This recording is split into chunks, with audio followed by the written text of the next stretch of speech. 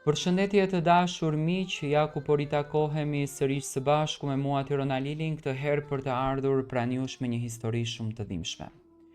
Rrëfimi i një nëne, lotët e një nëne për humbjen e të birit të saj, në një moshë shumë të re, në ditët më të bukura të jetës së tij. Isha një nën si të gjithë të tjerat, me zemrën plot dashuri dhe shpresë. Por sot jam një nën e thyer, një trup që lëviz në përbot pa shpirtin që dikur mua më mbante të gjallë. E gjithë jeta ime më ndryshoi në mënyrën më të dhimbshme të pamundshme. Atë ditë kur më erdhi lajmi që askush s'do të donte ta dëgjonte kur. Djali im nuk ishte më.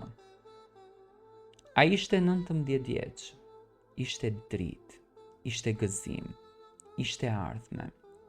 Çdo natë, çdo mëngjes, çdo ditë e kaluar që prej asaj dite më duket si një luftë e pambaruar me vetveten, me kujtimet, me heshtjen që më përpinte.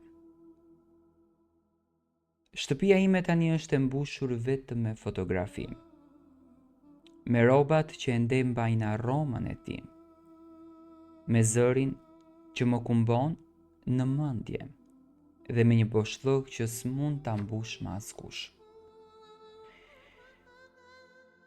Ishte një ditë e ftohtë dimri kur telefoni ra, me një zhurmë që më përshkroi të gjithë trupin. Nuk e di pse, por ndjeva me njëherë një therrje në zemër, sikur shpirti im e dinte se çfarë do të ndodhte. Kur dëgjova zërin e dridhur në anën tjetër të linjës, më ra bota mbi supe. Nuk mbaj mend asgjë nga ato minuta, vetëm një ulërim që dola prej gjoksit tim, një ulërim që nuk më dukej sikur vinte nga unë, por nga një nën që sapo i kishin shkulur shpirtin nga trupi. Në varim nuk qava, isha e ngrirë, e mpirë, e vdekur përpara se ta përcillja djalin tim të vetëm. Gjithkush më thoshte të isha e fortë, por unë nuk kisha as këmbë, as frym e as mendje. Të gjithë më shihnin si nën, por brenda meje nuk kishte më asgjë, vetëm dhimbje. Netët pas vdekjes së tij ishin torturë. Nuk flija, rija zgjuar, e ulur pranë dritares së dhomës së tij, duke shikuar qiellin dhe duke pyetur: pse Zot? Pse ti mbir? Pse mua? E kërkoja aromën e tij. Në çdo cep të dhomës, i hapja dollapet, i prekja rrobat, i merja në duar, i nuhasja dhe qaja derisa nuk kisha më lot. Dëgjoja hapat e tij imagjinar në korridor. I përfytyroja duart e mi mbi supet e mia, zërin e tij duke më thënë: mami, jam këtu. Por ai nuk kishte, dhe kjo më çonte drejt çmendurisë. Pas javësh pa gjumë, pa frym dhe pa qetësi, ndodhi diçka që unë nuk do të mundem të harroj kurrë të jem e gjallë.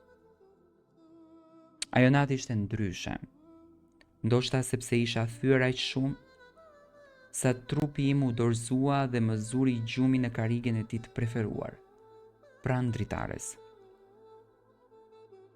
Dhe aty në atë gjumë të thellë që se kisha provuar prej ditësh, më erdhi ai, djali im. Ai hyri në dhomë me dritën e tij, ashtu siç hynte gjithmonë, me buzëqeshje, me sytë e tij të ngrohtë, me atë dritën që vetëm ai e kishte. Nuk ecste, dukej sikur lëvizte me lehtësi si një hije e bardhë e si një ëngjël. E pash, nuk e besoja. I thash me zë të dridhur: "Biri im, je ti? Mami, të lutem, mos më lë, mos ik." Ai më afroi duart, ato duar që më mungojnë çdo ditë, ma preku fytyrën, e fshiu lotin edhe më tha: "Mami, mos qaj më. Mami, unë jam mirë, jam dritë, jam qetësi.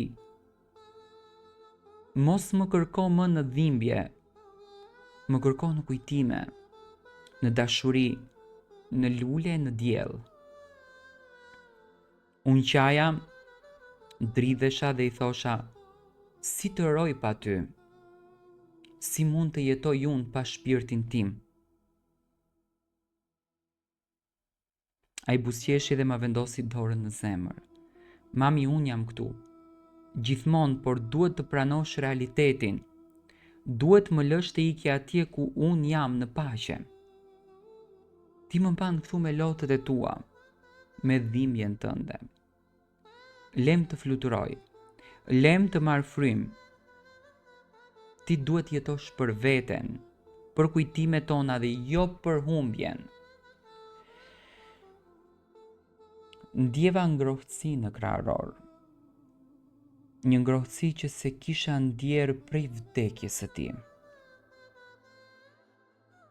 Ai më pa, mu afrua dhe më përqafoi si dikur. Po përqafimi i tij nuk ishte prej mishit, ishte prej dritës. Dhe më tha fjalin që më dogji shpirtin: "Mami, më lë të shkoj. Më prano. Mos vuaj më për mua. Unë jam i gjallë vetëm kur ti jeton." Dhe ai filloi të largohej, të zbehej, të fshihej pak e nga pak. U përpoqja ta kapja, i bërtita: "Mos ik, të lutem," i thash, "mos ik." Ai buzëqeshi për herë të fundit edhe më tha: "Të dua, mami, dhe dashuria jonë nuk do të vdes kurrë." Drita u zhduk, u zgjova e mbuluar në lot, por për herë të parë, pas kaq muajsh, lotë të butë e jo lotë të egër. E kuptova mesazhin e tij. Nuk është e lehtë të pranosh vdekjen e fëmijës. Është kundër çdo ligjit të natyrës, kundër çdo gjëje që njeh trupi i nënës. Por atë natë djali im më dha forcën që nuk e gjeja dot. Ai nuk erdhi të më thoshte lam të mirë. Ai erdhi që mua të më shpëtonte. Dhe prej asaj nate, çdo ditë e jetës sime është një përpjekje për të jetuar me kujtimet e tij, jo me humbjen. Çdo mëngjes e ngre perden dhe i them me vete: "Mirëmëngjes bir, jam duke u munduar. Nuk e kam haruar, nuk do ta haroj kurrë, por që prej asaj nate, nuk jam më në luftë me vdekjen e tij, jam në paqe me praninë e tij. Ai jeton në mua, ai jeton në dritë, ai jeton në çdo frymën që unë marr."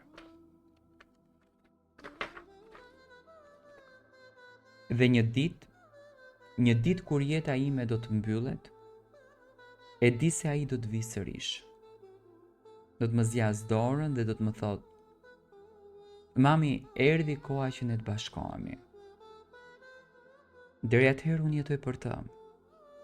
Jetoj për dashurinë tonë, që nuk tretet as me kohën, as me vdekjen, edhe as me dhimbjen. Këto janë fjalët e kësaj nëne, e cila me lot në sy me dhimbje në shpirt e kujton të birin e saj, i cili sot nuk jeton. Andaj le të pranojmë realitetet e jetës ashtu siç janë dhe le t'i kujtojmë njerëzit tanë me dashurinë më të madhe.